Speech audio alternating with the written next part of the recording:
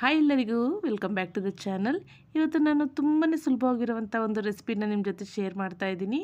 ಇದನ್ನು ರೆಸಿಪಿ ಅನ್ನೋದಕ್ಕಿಂತ ಈಗ ತಾನೇ ಅಡುಗೆ ಕಲಿತಿರೋಂತಹ ಬಿಗಿನರ್ಸ್ಗೆ ಇದು ತುಂಬಾ ಉಪಯೋಗ ಆಗುತ್ತೆ. ಈ ಒಂದು ವಿಡಿಯೋನ ಕೊನೆವರೆಗೂ ನೋಡಿ.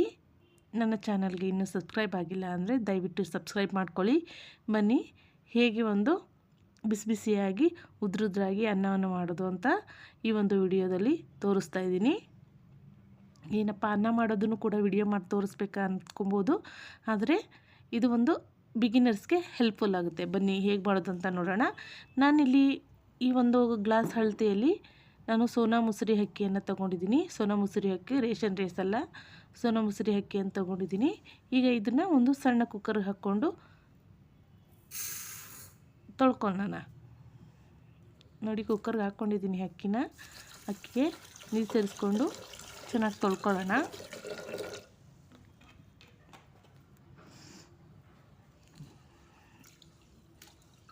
ಅಕ್ಕಿನ ಚೆನ್ನಾಗಿ ತೊಳ್ಕೊಂಡ್ರೆ ಅನ್ನ ಚೆನ್ನಾಗಾಗುತ್ತೆ. ಈಗ ಅಕ್ಕಿನ ತೊಳ್ಕೊಂಡಾಗಿದೆ. ಈಗ ಈ ನೀರನ್ನು ನಾವು ಸೋಸ್ಕೊಂಡ್ಬಿಡೋಣ.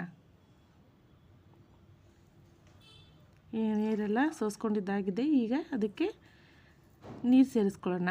ನಾವು ಯಾವ ಒಂದು ಕಪ್ಪಿನ ಅಳತೆಯಲ್ಲಿ ಅಕ್ಕಿ ತೊಗೊಂಡಿದ್ದೀನಿ ನೋಡಿ, ಅದರಲ್ಲಿ ಅದೇ ಕಪ್ಪಿನಲ್ಲಿ 2 ಕಪ್ಪಿನಷ್ಟು ನೀರನ್ನು ಸೇರಿಸ್ಕೊಳ್ಳೋಣ. ಅಂದರೆ 1 ಕಪ್ಪು ಅಕ್ಕಿಗೆ 2 ಕಪ್ಪು ನೀರನ್ನು ಸೇರಿಸ್ಕೊಳ್ಳೋಣ. ಹಾಗೆ ಸ್ವಲ್ಪ ಒಂದು ಅರ್ಧ ಚಮಚ ಉಪ್ಪನ್ನು ಸೇರಿಸ್ಕೊಳ್ಳೋಣ.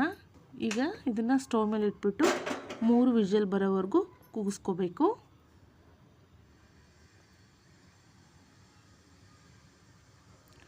ಯಾವತ್ತು ಉದ್ರುದ್ರಾಗಿ ಅನ್ನ ಮಾಡಬೇಕಾದ್ರೆ 1 ಲೋಟ ಅಕ್ಕಿಗೆ 2 ಲೋಟದಷ್ಟು ನೀರನ್ನು ತೊಗೊಂಡ್ರೆ ಅನ್ನ ತುಂಬಾ ಚೆನ್ನಾಗಿ ಬರುತ್ತೆ. ಹರಳ್ಕೊಂಡು ಹೆಚ್ಚು ಆಗೋದಿಲ್ಲ, ಕಡಿಮೆನೂ ಆಗೋದಿಲ್ಲ.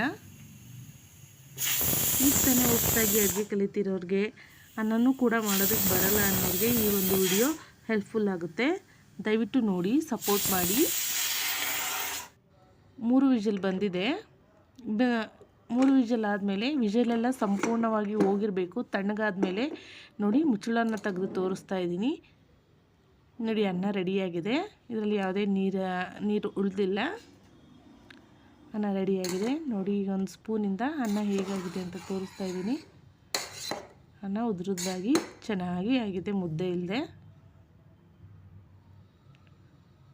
ಮುದ್ದೆ ಆಗದೆ ಉದುರಿದಾಗಿ ಬಿಡಿ ಬಿಡಿಯಾಗಿ ಒಂದು ವೈಟ್ ರೈಸ್ ರೆಡಿಯಾಗಿದೆ.